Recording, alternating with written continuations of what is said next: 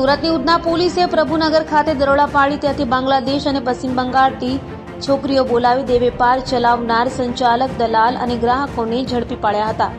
Udhna police મથકનો staff પેટ્રોલિંગમાં હતો ત્યારે બાતમી મળી હતી કે જિગ્નેશ લખાણી અને જમાલ શેખ નામના ઈસમો બાંગ્લાદેશ અને પશ્ચિમ બંગાળની છોકરીઓને બોલાવી એજન્ટો મારફતે ગ્રાહકોને બોલાવી તેઓ પાસે ઉધના પ્રભુનગર યામાહા શોરૂમ પાછળ પ્લોટ નંબર 1ના પ્રથમ માળે રૂમમાં દેહ વેપાર કરાવે છે. જે માહિતીના આધારે ઉધના પોલીસે ત્યાં દરોડા પાડી ત્યાંથી દેહ વેપાર ચલાવનાર જિગ્નેશ અરવિંદ લખાણી તથા નુરજમાલ શેખ હકીમ તથા દલાલ સકોર ઇનામુલ્લાહ અને ગ્રાહક અખ્તારુદ્દીન મોલ્લા તથા આરિફ ખાનને ઝડપી પાડ્યા હતા. જ્યારે સ્થળ પરથી બે લલનાઓ જેમાં એક બાંગ્લાદેશી અને પશ્ચિમ બંગાળની હતી તેને મુક્ત કરાવી હતી. બાંગ્લાદેશી મહિલા પાસપોર્ટ વિઝાથી ભારત આવી હતી, જેને પકડી દેહ વેપારનો ધંધો નહીં કરવા કાઉન્સિલિંગ કરી મુક્ત કરાવી હતી. પોલીસે દેહ વેપારના સ્થળ પરથી મોબાઈલ ફોન, રોકડા રૂપિયા સહિતની મત્તા કબજે કરી હતી.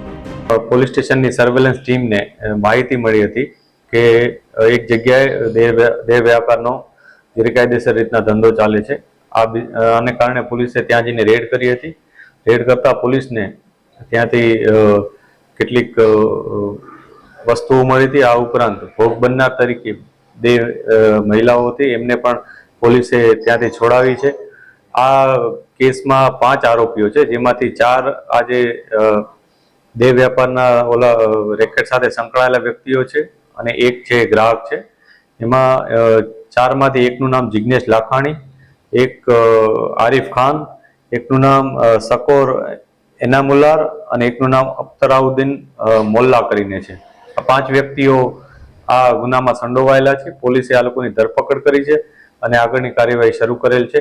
આમાંથી જે ભોગ બનનાર મહિલા છે એમાંથી એક જે બાંગ્લાદેશી મહિલા છે, જે મેડિકલ વિઝા ઉપર અહીંયા આવ્યા હતા અને એના સાથે આ દુષ્કર્મ થયું હતું, જેથી એમને ભોગ બનનાર તરીકે અત્યારે લેવામાં આવેલ છે અને આગળની કાર્યવાહી શરૂ કરવામાં આવેલ છે.